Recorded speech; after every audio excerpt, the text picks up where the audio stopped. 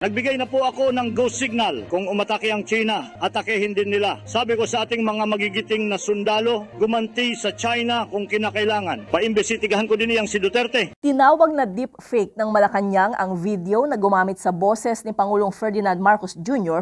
kung saan tila nagpapahiwatig ito ng giyera sa isang bansa. Ayon sa Presidential Communications Office, peke at manipulado ang naturang audio recording na ginamitan ng artificial intelligence. Nilinaw ng palasyo na walang direktiba ang Pangulo sa militar na giyerahin ang anumang bansa. Kaugnay nito'y muling hinimok ng PCO ang publiko na maging aktibo sa paglaban sa fake news, misinformation at disinformation.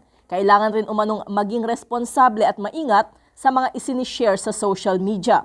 Sabi ng PCO, nakikipag-ugnayan sila sa Department of Information and Communications Technology, National Security Council, National Cybersecurity Interagency Committee at sa private sector stakeholders para matugunan ang paglaganap at malisyosong paggamit ng video at audio deepfakes at iba pang AI content.